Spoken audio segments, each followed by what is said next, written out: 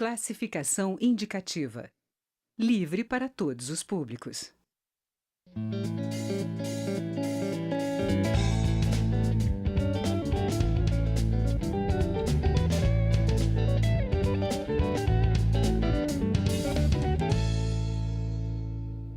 Olá!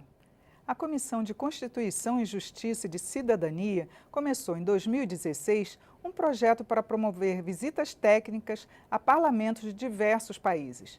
O objetivo é compartilhar experiências e boas práticas em temas legislativos e também sua relação com os demais poderes. A mais recente visita técnica foi à Assembleia Nacional da França e também ao Parlamento Europeu. Lá foram discutidos, entre outros temas, a democracia digital, a gestão organizacional das comissões, metodologias de harmonização de leis e a relação parlamento-sociedade. O deputado Rubens Pereira Júnior, do PCdoB do Maranhão, participou dessa missão oficial e vai nos contar como foi a experiência. Eu sou Regina Assunção e Palavra Aberta é uma produção conjunta da TV e da Rádio Câmara.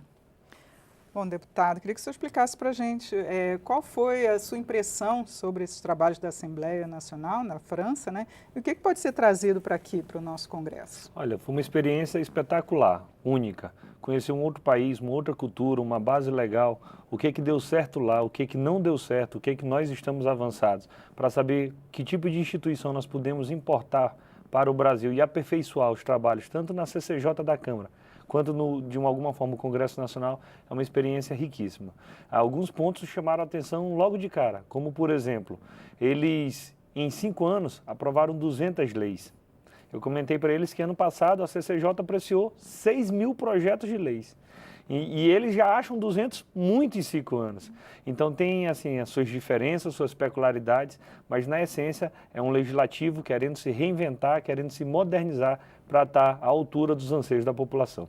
Agora, falou-se também dessa democracia digital, né? Explica para a gente como é que é esse conceito, se pode ser aplicado aqui. É que, na verdade, a crise da política não é apenas aqui na Câmara ou no Senado ou de um partido político. A gente passa por uma crise da democracia, onde cada vez mais o eleitor não se sente representado pelo eleito.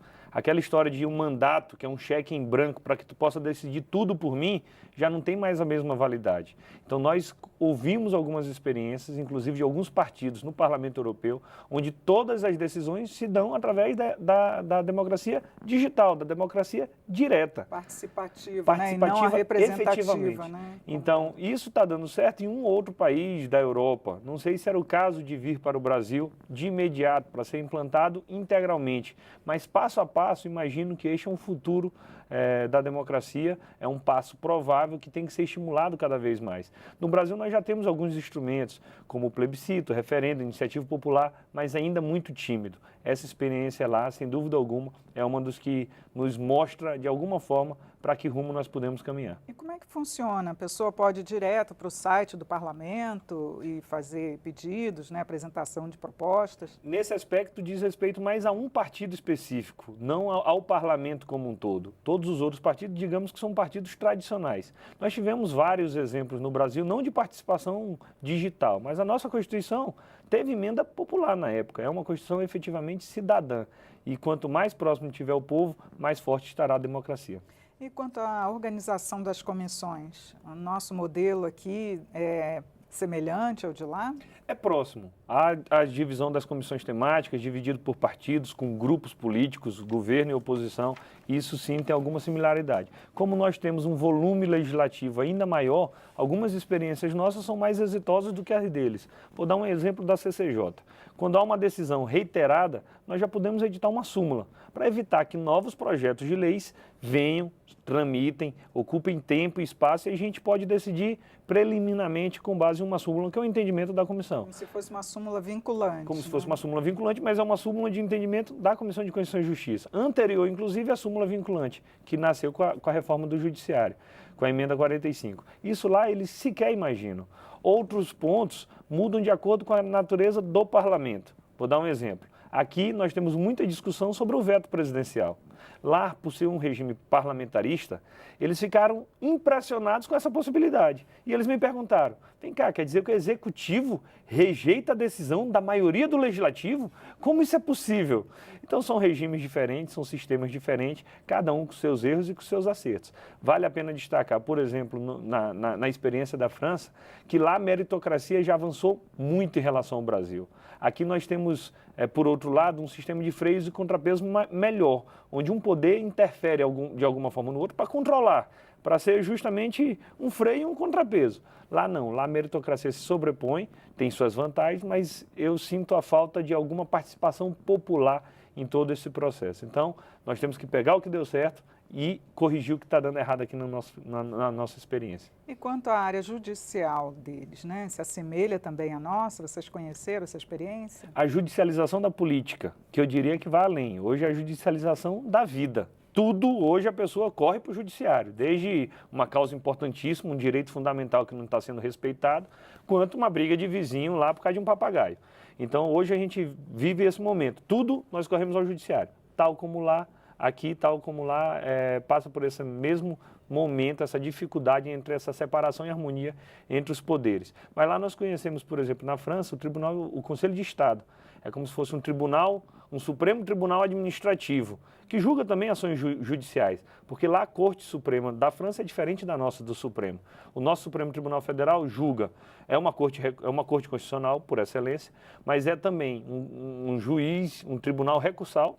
Todas as decisões do judiciário podem ser revistas por lá e também é hoje uma delegacia de polícia. Com foro privilegiado, centenas de ações tramitam lá e isso não acontece no modelo da França. Lá, a Corte Suprema só trata de 2 assuntos: eleições, porque alguém tem que coordenar esse negócio, e controle de constitucionalidade. Então, a DIN, a DO ou algo parecido é na Corte Suprema. Tudo mais é no Conselho de Estado. Forma de ingresso no Conselho de Estado, única e exclusivamente através da meritocracia. O aluno que é bem avaliado na ENA, Escola Nacional de Administração, que essa é uma experiência extremamente exitosa, pode ascender a carreira profissionalmente até o Conselho de Estado. Então lá não há qualquer tipo de interferência política, nem externa, nem interna.